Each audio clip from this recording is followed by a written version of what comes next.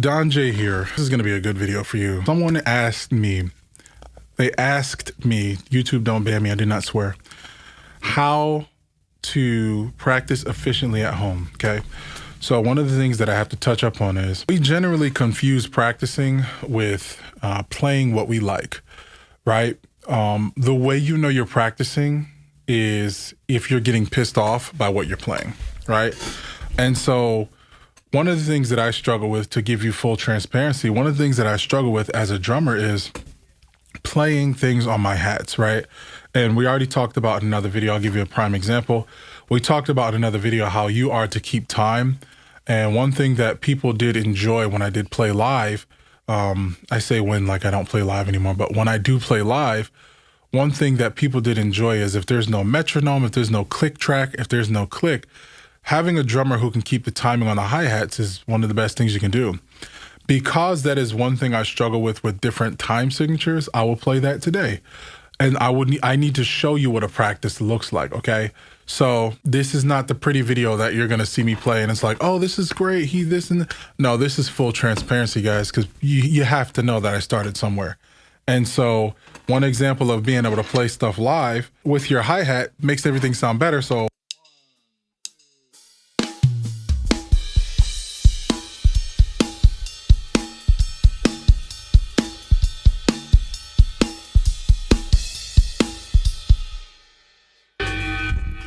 But playing things with the hi-hats, I'll give you one example of playing them with the hi-hats and then using better dynamics with the hi-hats. So 1, 2.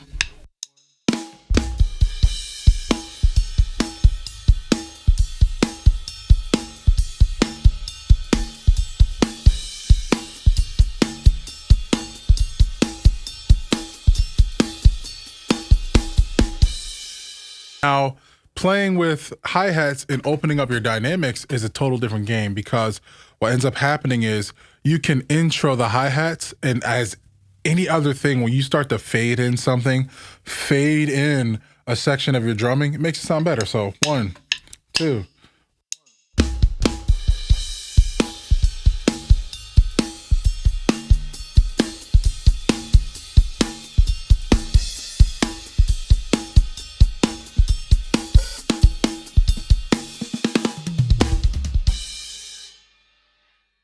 Right? So not to get off track, but this is how your practices should look like, okay? If you're playing a simple 4/4 groove, then you should be implementing different sections of that, and you should be adding something to every single time you play it. So 1, 2.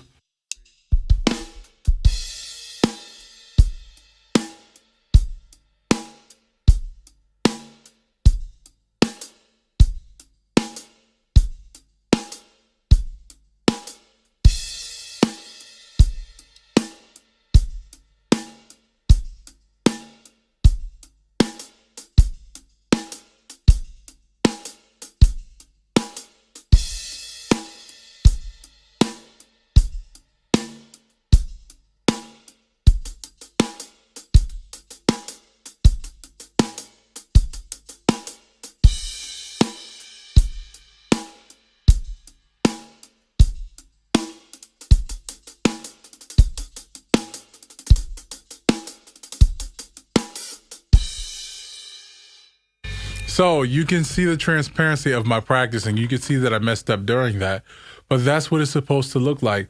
When you practice, you're not practicing so that you can sound amazing and cool. That's cool. Get that out your system for the first 5 minutes. But you're trying to add things around the kit that might sound better than what you already have. These guys who are playing professionally, when you hear them like, oh, they sound great, they sound amazing, it's just a fearless way of playing. When you practice and you play things for so long and you're just, you know what sounds good, what doesn't, be careful. Your brain will align a subconscious of what is safe and what is not. And that's why when you get in gigs, when you play in gigs, it's easier to have fun, because your brain will say, this of what you did, you liked. We put that in the burner, and this is what you like. That's always going to be stirring in the pot. The new stuff, try not to try that. And that's why during gigs, you see a lot of us, we might be nervous, but we're not super nervous. But we have things in the back burner that we practice around the kit that works. And because it works, our brain likes it.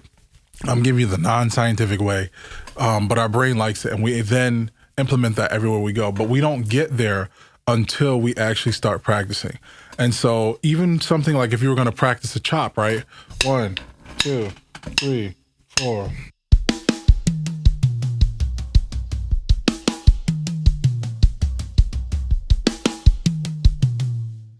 You still want to add stuff to it, right? 1, 2, 3.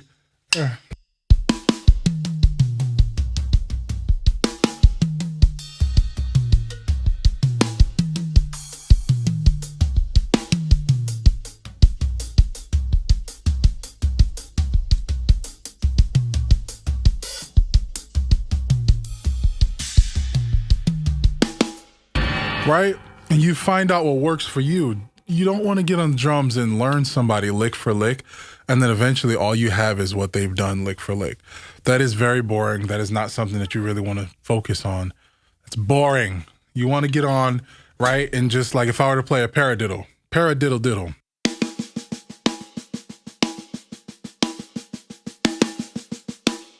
Right? Change up the hand or change up the toms or something.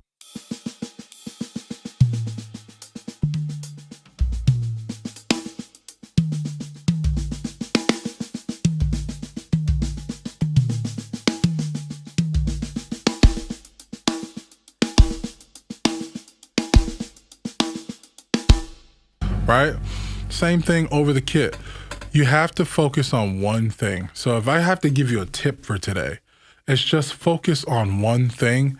Once you finish focusing on that one thing, you can do other things. But focus on that one thing and then go ahead and implement it other places, okay? Another thing that you have to realize is when you're practicing, when you want to practice something, you want to become fluent at it, you have to get to the point where it sounds so awful. And even though it sounds awful, you continue to do it, right? There are students that I've had that I could play something and like, they're like, oh man, I want to play that. And you teach them a 4/4 beat and they're just like,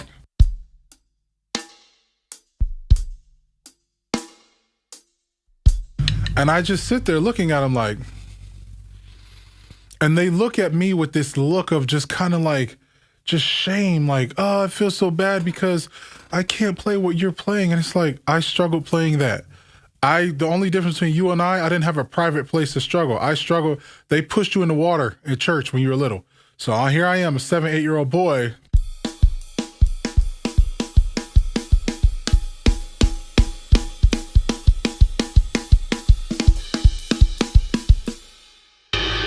And that's what we had. And you had the church like, come on, pick it up. What are you doing? Come on. And that's what we had. And so there is no shame in practicing things, and you start off small. That's what it's supposed to be like. If you know you're doing it right, my girlfriend could tell you to this day, there are times where she heard me upstairs practicing, and it's less often, but maybe once out of 100 practices, she would hear those sticks fly and hit that wall. She would hear it. And it's just out of frustration, guys, because there's something that you want so badly. It's not for anybody else. It's not that you want to learn this and be amazing and I want to get this to somebody. It's because I want to know what it feels like to accomplish this hard part. That's the best part about best part about our lives. And I used to wonder why people were attracted mentally to musicians and people of this caliber. And I could be wrong, but my hypothesis is it takes a long time to understand this type of skill. It takes a lot of discipline to say, I'm doing this for me. And even more so when you play out on stages and stuff like that, yeah, you might be enjoying it, but like, welcome to my world. Like, you know what I mean? Like I tell you all the time, when you solo, people get nervous when they solo. It's like, no, welcome to my world. The timing is what I say it is. The solo's over when I say it is. Like, you know what I'm saying? Not to sound arrogant, but that's the only way to think about it. This is the world that I live in. So don't feel bad if you're practicing and you can't get things the way you want to get them. And don't compare yourself to somebody else. There's levels to this. What you don't know is the guy who is extremely well and very fast on drums and amazing, and he plays and you can't even see his hands. What you don't know is his mother and father died when he was 5 years old, and somehow, some way he found himself to some type of, drug or something like that. There's always a story behind it. There's no shame in everybody's story. It's about trauma, it's about life, it's about this. But you can't compare yourself to somebody else when theirs is not even the exact reason why they play. Most of my playing came from trauma. That's most of my playing. And so you can't compare yourself to me. You can't compare yourself to somebody else. A lot of my playing also came from just enjoyment. I've gotten this far. Let's see how further I can get. Let's see what else I can learn. So when you're practicing, keep that in mind, okay? More than anything, I want you to escape the mindset of practice is fun, okay? Most people in life, and not to make this a motivational speech, most people in life want to feel good about everything. I want to feel good about my marriage. I want to feel good about my drums. I want to feel good about my guitar. I want to feel good about going to the grocery store. I want to feel good about every business relationship that I have. And that is a setup for failure. I'm not sure if that started with us millennials. Like, you can be whatever you want to be and you don't have to take crap from no one. Wrong. You have to understand that in order to become good at what you do, there are going to be times that you don't feel good. There are times I have been called so many names in the book when I was younger by so many people. You're slow, your brain doesn't operate right, you're not the brightest marker in the box, etc., blah, blah, blah. But when I got to the drums and I started playing things that I knew other people couldn't play, it made me feel smarter. And so when I couldn't play things at that time of my immaturity, it made me feel just as dumb as other people said I was. And so when I felt slow, it made me feel angry. But that anger, that drive that I had in me caused me to stick to it. Yes, I practiced for 8 hours. Yes, we used to shed for almost 12 hours. We would start at night and wake up and keep going and keep going till the morning time, get breakfast at 7 a.m., take some rest and go back to playing drums. That's what we used to do in our communities. So understand everything that you have going on, your insecurities, all that stuff, don't answer to those, just answer to the principle. I said I was going to practice today for an hour, I'm going to do an hour. And you will see, I'm telling you, there's not one person that I've seen actually practice, not get on and play what you like. Practice the stuff that's hard, that sounds bad, that can be brushed up, the things that you're not great at. There's not one person I know of who did not actually progress forward and become better from that, okay? So that's what I want you to do. These are the tips for practicing, okay? Please take that in. Please, if you have to play this video over and over, take that in. This is some good wisdom for you because this is what helped me. And when I look on stages and I see stuff like these blue lights and all these other lights, I don't think about, wow, this is great. Look at the drums. Look at the hi-hats. Look at this. Look at this. When I look at the stages, I'm like, wow, trauma brought me here.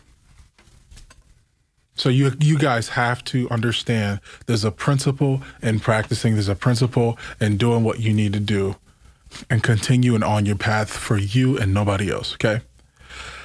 Don J here. That is the video. I hope you guys enjoyed. I want you to learn and grow and be the best person, be the best self that you can be, okay? Before I say I'll catch you at the next one, I want you to go to that website, dahnjay.com. Get your membership, guys. It will help you. Trust me. And then you have access to me also. So get that membership, dahnjay.com, and I will see you at the next one.